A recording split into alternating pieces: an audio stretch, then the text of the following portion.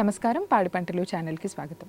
ఈరోజు అభ్యుదయ రైతుల పరిచయ కార్యక్రమానికి తూర్పుగోదావరి జిల్లా నల్లజర్ల మండలం కవలూరు గ్రామానికి చెందిన శ్రీ వేములపల్లి విష్ణు గారు మన పాడి పంటలు ఛానల్కి రావడం జరిగింది. వీరు గత 15 సంవత్సరాలుగా ఆయిల్ పామ్ పంటను సాగు చేస్తూ అందులో మేలైన యాజమాన్య పద్ధతులు పాటిస్తూ ఉన్నారు. ఇప్పుడు ఆయిల్ పామ్ లో ఎరువుల యాజమాన్యం గురించి రైతులకు సలహాలు సూచనలు మన పాడి పంటలు ఛానల్ ద్వారా వివరిస్తారు. ముందుగా పాడి పంటలు ఛానల్ మరియు స్టూడియో నుండి నమస్కారాలండి. నమస్తే అండి. ఆయిల్ పామ్ మీరు ఎంత విస్తీర్ణంలో సాగు చేస్తున్నారండి? నేను 150 ఎకరాల్లో చేస్తున్నాను మేడం. ఆయిల్ పామ్లో మేలైన దిగుబడులు పొందడానికి మీరు ఎటువంటి ఎరువుల యాజమాన్యం చేపడుతున్నారో ఒకసారి చెప్పండి. ఆయిల్ ఫామ్లో ఎరువులు కంపల్సరీ 3 సంవత్సరాలు దాటిన మొక్కకి ప్రతి మొక్కకి కూడా సంవత్సరానికి వచ్చేదానికి 7.5 నుంచి 9 కేజీలు కంపల్సరీ ఎరువులు మనం ఇవ్వాలండి. దీన్ని 3 దపాలుగా అంటే ప్రతి 4 నెలలకు ఒకసారి, లేదు 4 దపాలుగా ప్రతి 3 నెలలకు ఒకసారి, లేదు రైతుకి అనుకూలంగా ఉండి చేయగలిగితే కనుక ప్రతి నెల ఒక మొక్కకు వచ్చి 750 గ్రాముల చొప్పున కూడా వేసుకోవచ్చు. మనం పాదుల్లో వేసుకోవచ్చు అండి.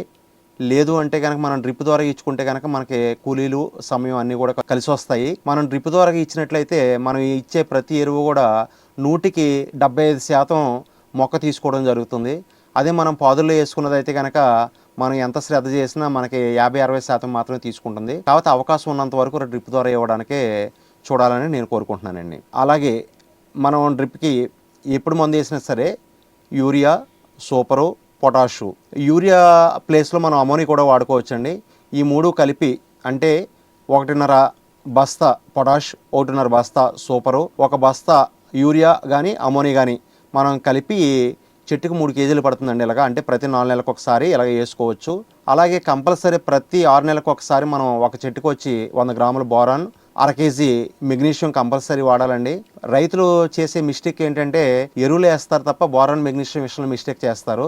ఈ రెండు వేయకపోవడం వల్ల చెట్టు అనారోగ్యంగా తయారవడం, చెట్టు వీక్గా ఉండటం అవుతుంది. ఇలా మీరు ప్రతి 6 నెలలకు ఒకసారి బోరాన్, మెగ్నీషియం వేసుకోవడం వల్ల చెట్టు ఆరోగ్యంగా ఉండి మనం వేసుకున్న మెన్యూరు ప్రతిదీ కూడా తీసుకుని మనకు మంచి దిగుబడులు ఇచ్చే అవకాశం ఎక్కువగా ఉందండి. అలాగే ఎకరానికి వచ్చి మనం ప్రతి సంవత్సరం 2 ట్రక్కులు పశువులు ఎరువండి ఆ వాడటం వల్ల చెట్టు ఆరోగ్యం ఉంటుంది. అలాగే వేపపిండి అండి కంపల్సరీ మనం ఒక క్వింటా కంపల్సరీ కూడా క్వింటా నుంచి క్వింటన్నర కూడా పామాయిల్కి వేపపిండి వాడాలి.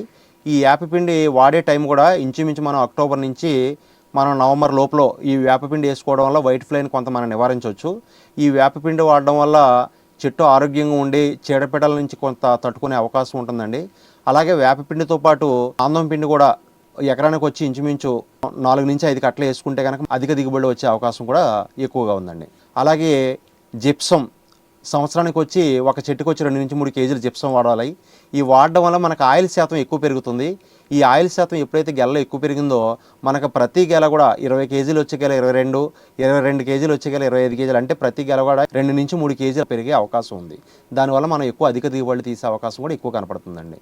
అలాగే మనం చెట్టు నుంచి వచ్చే వేస్ట్ అండి, పోతిగెల్లో కానీ చెట్టు నుంచి మనం గెల్ల తిరిగే టైంలో వచ్చే మట్టలు మనం ముక్కల కింద చిన్న చిన్న ముక్కల కింద చేసి ఒక చెట్టు నుంచి మనం 1.5 మీటర్ గ్యాప్ ఇచ్చండి మనం చుట్టూరు మల్చింగ్ చేసుకోవడం వల్ల అది కుళ్ళి ఆర్గానిక్ ఎరువు కింద ఉపయోగపడమే కాకుండా కింద రూట్ వ్యవస్థ కూడా మనకి బాగుంటుంది. అలాగే కలుపు వచ్చే అవకాశం తక్కువగా ఉంటుంది. తేమ శాతం కూడా నిలబెట్టడం వల్ల కూడా మన మొక్క ఆరోగ్యంగా ఉంటుందండి. మేలైన దిగుబడులు పొందడానికి ఆయిల్ పామ్ పంటలో పాటించవలసిన ఎరువుల యాజమాన్యం గురించి రైతు సోదరులకు చాలా చక్కగా వివరించారండి. ధన్యవాదాలు. నమస్తే.